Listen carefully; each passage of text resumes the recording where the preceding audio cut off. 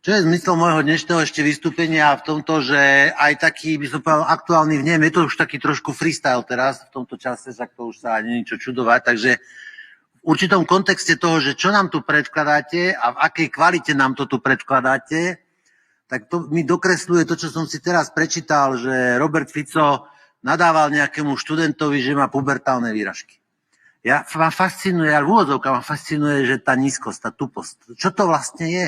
Že keď si predstavím mladého človeka, ktorý sa ešte len ide stúpiť možno, a viete, že ľudia vedia byť citliví, ja sám seba si viem predstaviť v nejakom veku, kde by mi niekto povedal, že a mal som pubertálne výražky a teraz, že by sa do mňa naviezol nejaký premiér, hrozné, akože ja neviem, čo si ten človek o sebe myslí, že kam až ideme padnúť, že premiérovi tejto krajiny stál za to nejaký študent, ktorý sa ozval a išiel po ňom tak nízko, že má nejaké pubertálne výražky. Ja normálne mne to nedopína. Ja neviem, či je preto, že je po polnoci, alebo preto, že som nedopínavý, ja som sa nikdy teda za múdreho nehral, ale toto mi už nedopína. To mi príde tak hnusné, tak perfidné, tak nízke. A ešte viete, koho bránil? Burdu. Viete, kto je Burda? Burda je ten, čo požieral v McDonalde hamburgery. Poznáte ten prípad pani Melicherčikovej? Osoby zo študentského oddelenia Univerzity Komenského, ktorá upozornila na to, že sa podvádza pri prijímacích pohovor na právnickej fakulte a vyhodili to chúďa? Vyhodili ju, normálne ju vyhodili. Viete, kde robila? V McDonalde. Viete, čo sa stalo?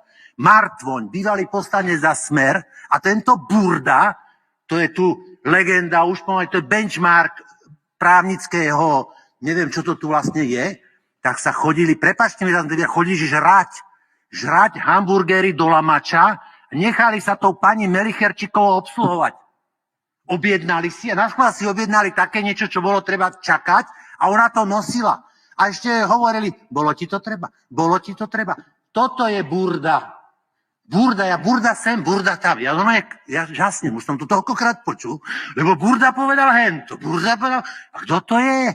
Burda chodil požierať hamburgery tak, aby ponížil, pokoril hnusným spôsobom ženu. Hnusným, najhnusnejším, aký vôbec muž sa môže znížiť. Toto robil ten váš Burda, toho, ktorého nám tu citujete, toho, pre koho premiérovi stálo za to, že urážal nejakého mladého právnika.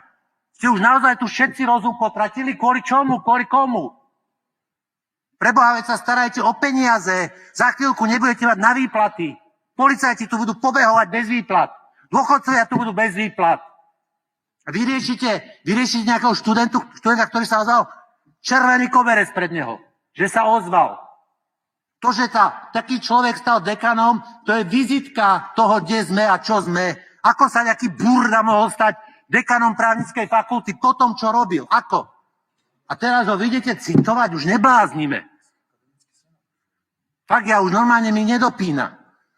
A ja vám poviem, čo si ja s týmto spôsobím po polnoci. My máme nájomnú zmluvu s univerzitou. Už ma terorizovali a budú ma terorizovať. Mne to je v tomto jedno. Ja to nebudem stať a byť ticho len preto, že mi môžu poškodiť nejakých záujmov, skladnú nejaké nájomné zmluvy. Je mi to jedno. Nemôžem sa na to pozerať. Že vy ste si našli nejakého Burdu. Burda je človek, ktorý s Martvoňom, tým Martvoňom, ktorý vás chodil fotiť, vás smerákov, kolegov chodil fotiť po garážach a udával novinárom. Však to ste vy za partia. Toto ste vy za partia. Toho ste tu mali. Potom od vás odišiel, kydal na vás jak tento. A ten chodil s Burdom do Lamača jesť hamburgery k pani Melicherčikovej. A vy ho budete citovať, že Burda povedal? Alebo Burda sa vyjadril? Burda sa vyjadril. A to je pre nás čo meritorné, pre vás sa nejaký Burda vyjadril. To je hanba. Není väčšej hanby, jak ten človek, že je dekanom právnickej fakulty. Ten nemal byť, udržbárom nemal byť na právnickej fakulte, nie dekanom.